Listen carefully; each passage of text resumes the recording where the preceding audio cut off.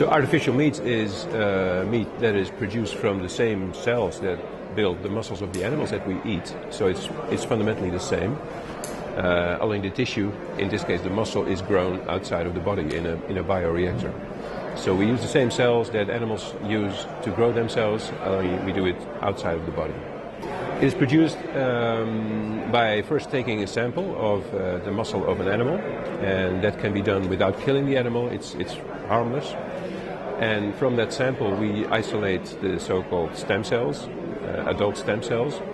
And those cells we put into a growth medium, so we feed them basically.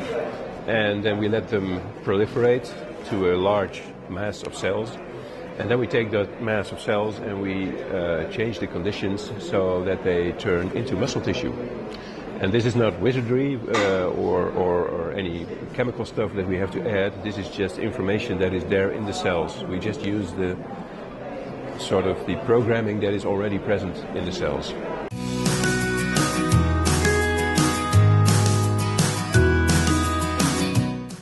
Well, the advantages basically of cultured meat are many, but if I were to put it in one sentence, I would say the advantages are that cultured meat does not have the disadvantages of traditional meat.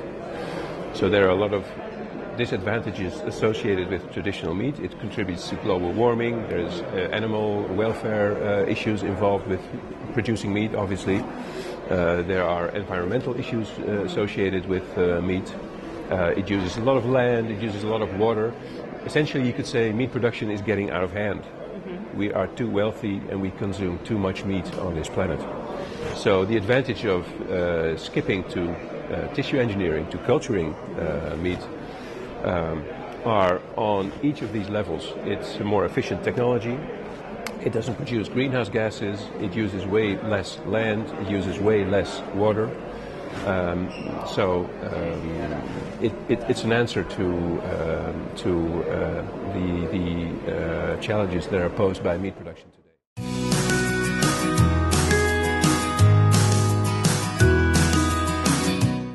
It will be introduced in the market about 4 or 5 years from today, I think, either by us or by one of the competitors that are also working on this technology.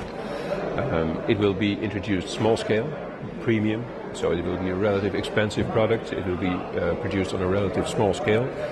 And from then on, the technology will be improved, it will be spread around the world, and it will grow.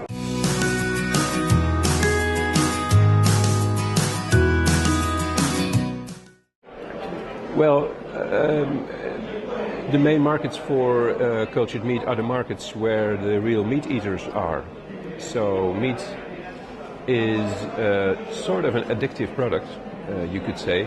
It's for people it's very hard to take meat out of their diets and become vegetarians. People find that very, very hard, although they realize that there are all sorts of negative stuff associated with meat. So the markets where the meat eaters are of interest for us, and also the emerging markets. So there are also big markets, India, China, where the income of people is increasing and people are starting to eat meat. And it would be great if these, well, starters, if you could call them that way, would adopt cultured meat from scratch and not even begin with traditional meat.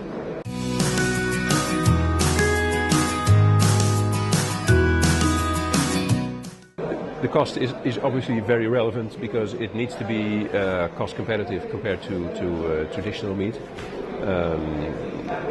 To that I must say that a lot of the cost of traditional meat, environmental cost, is not included in the price today. But apart from that, if you look at the cost today, nobody really produces meat through this technology today. I mean, we have created a hamburger by hand a few years ago.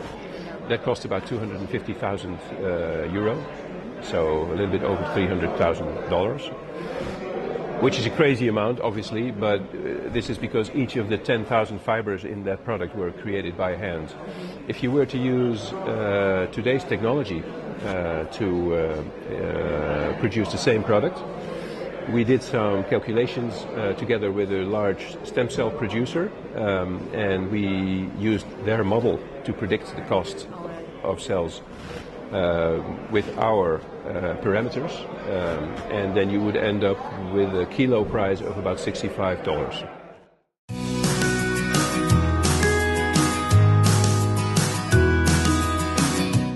There's about a handful of companies, all obviously very young companies, who are working on this. There are a few companies in the United States. There's us, obviously.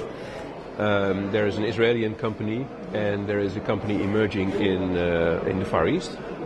And apart from that, we know that there's maybe a dozen academic ventures, so small-scale academic work that is being done at universities or research institutes on a very small scale.